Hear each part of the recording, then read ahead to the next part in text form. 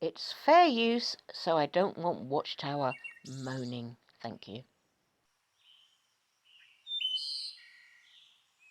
Hi there everyone, how you doing? I've been awake at deathly o'clock, but on the positive side of that, I got to catch the end of Pro One Theologist's video, and he was sharing this article, and he said, please do a video about it. Indeed, I want to, and I want to follow it up with Watchtower's own history, which relates to this, and sourcing it from their own website. So here we have today, UK Daily Mail. But this is an Australian story. You can see the headline: The Ultimate Insult, Grieving Mother Who Lost Her 20-year-old Son to Suicide. Hard enough. Finds a Jehovah's Witness pamphlet about eternal life on her boy's grave.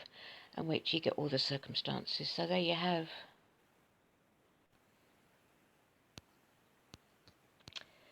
A grieving mother broke down in tears after she found a Jehovah's Witnesses pamphlet asking, "Can the dead really live again?" left at her son's grave.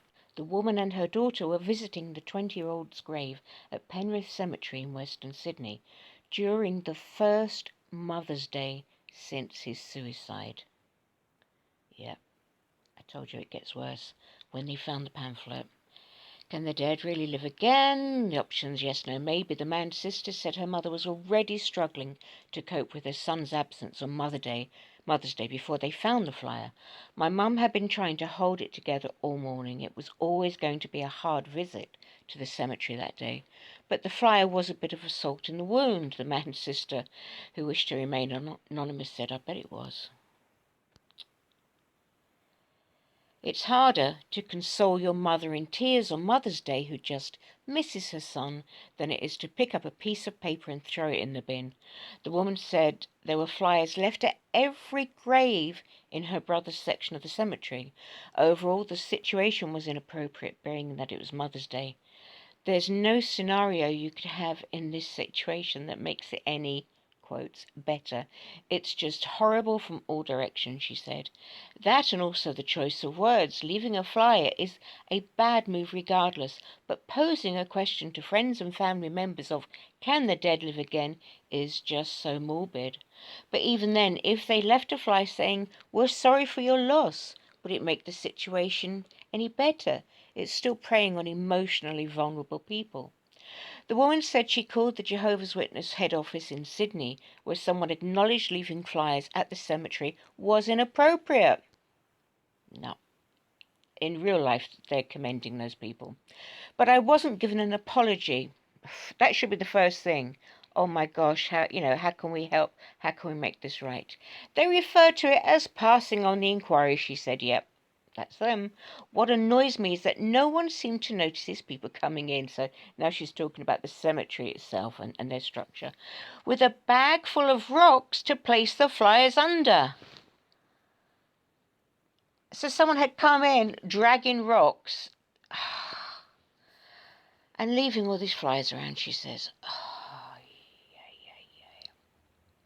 Plots in that cemetery are going for up to $4,000 plus.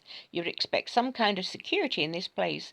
One of the graves I removed a flyer from had the flyer underneath a little dog statue that was sitting beside the tombstone.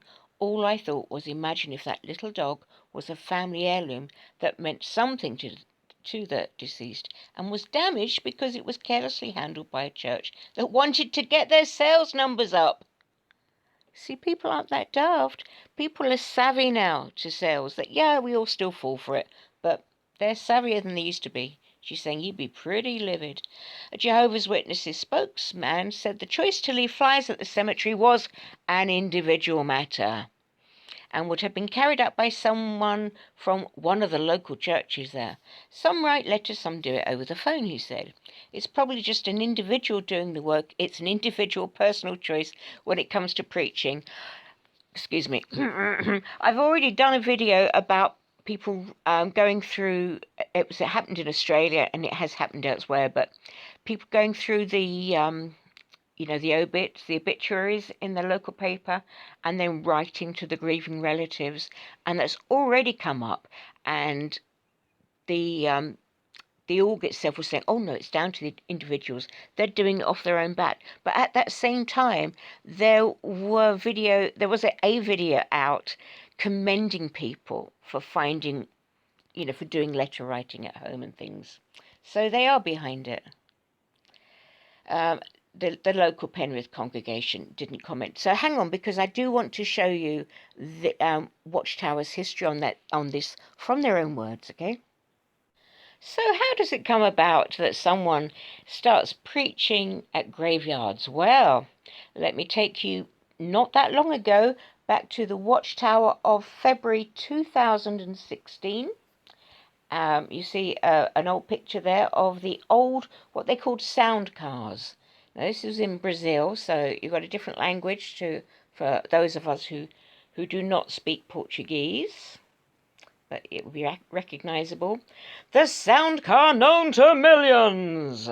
There is but one sound car in the Lord's service in Brazil, and that one is known to millions of people. The Watchtower sound car.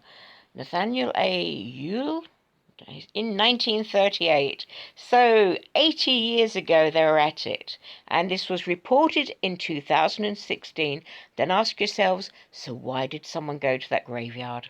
Progress of the kingdom work in Brazil was relatively slow in the early 1930s, but in 1935, pioneers. I got me teeth fixed and now my mouth doesn't work. Pioneers Nathaniel and Maud Yule wrote to Joseph F. Rutherford, who was then taking the lead in the preaching work. They volunteered for service and wrote that they would be glad to go anywhere. I'm sure they did that with their whole heart as well, so I'm not going to would not negate that. Nathaniel, a retired civil engineer, was then 62 years old. He had been the service director of a congregation of Jehovah's Witnesses in San Francisco, California, USA. There he had organized the preaching work and had used sound equipment in spreading the good news. His experience and willing spirit proved to be a blessing in his new assignment as branch servant in a vast multilingual territory, Brazil. Nathaniel and Maud arrived in Brazil in 1936 along with fellow pioneer and interpreter Antonio P. Andrade. They brought with them precious cargo, 35 phonographs and a sound car. Yep, that's the time of it. I'll also link at the end to a video of one of those old phonographs. The fifth largest country in the world in land area, Brazil, then only had about 60 kingdom publishers. Wow. Yet those innovative, I told you it's bad today, these innovative sound tools would help them reach millions in just a few years. 1 month after the arrived, the branch office arranged Brazil's first service convention held in the city of Sao Paulo. Apparently, with Maud as the driver, the sound car went into operation advertising the public lecture, which drew an attendance of 110. The convention program boosted the morale of the publishers, who were moved to increase their share in field service. Now remember, this is Watchtower's take on history, okay? They learned how to preach using literature and testimony cards, as well as phonograph recordings in English, German, Hungarian, Polish, Spanish, and later Portuguese. So there you can see it, and look at all the people gathered round. I mean, it was a big novelty. It would have been a huge novelty, so people would come out and see what was it about. 3 service conventions. Sound car went with the conventioners in house and housework. A young lad at the time later wrote, "We would place our Bible publications on a stand, and as the sound car broadcast a recorded message, we would talk to the people who came out of their homes to see what was happening." Baptisms took place in rivers while bathers basked in the sun nearby. So were these instantaneous baptisms, which of course Watchtower have always been very much, well, to my knowledge, have been very much against. It had to be a considered and a learned option. So they had Rutherford's baptism talk booming from the amplifier. Curious people surrounded the car, as we just seen, listening as the talk was interpreted into Portuguese. Afterwards, baptism candidates were immersed to the sound of kingdom songs recorded in Polish. I'm disturbed by that. It may be biblical, but it ain't Watchtowerical. Brothers and sisters sang along in different languages. It reminded one of how at Pentecost each one understood his own language, reported the 38 yearbook, which, and remember the yearbooks are no more. Following the conventions, every Sunday, rain or shine, recorded Bible lectures from the sound car reached people in parks, residential areas, and factories in the centre of Sao Paulo and nearby towns. But they love that on a Sunday morning, getting a lie-in. The sound car provided a monthly programme to 3,000 residents of a leper colony 60 miles northwest of Sao Paulo. So I'm going to give credit for trying to reach people and in there, because people would just, yeah, we know, not good.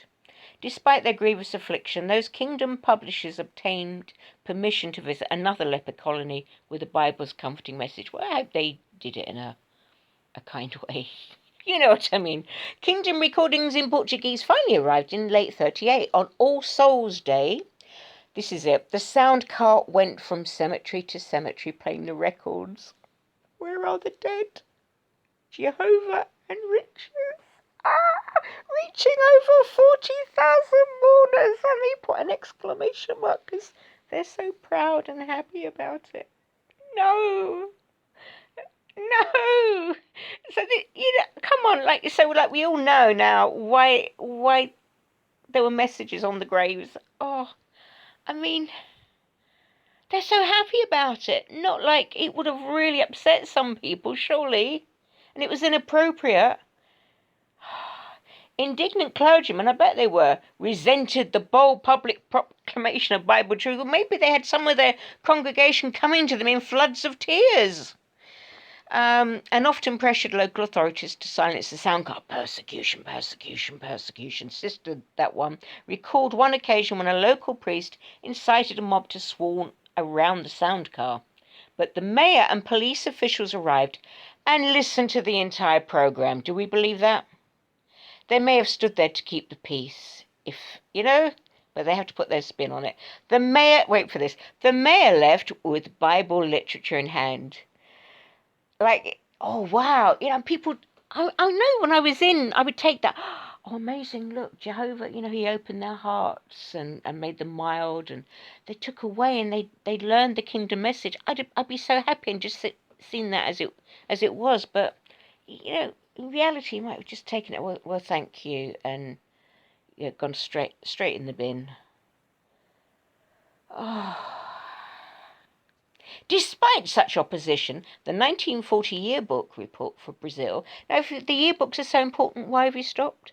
It pronounced the year 39 the best of time of all to serve the great theocrat and proclaim his name, especially if you were living in Bethsarim.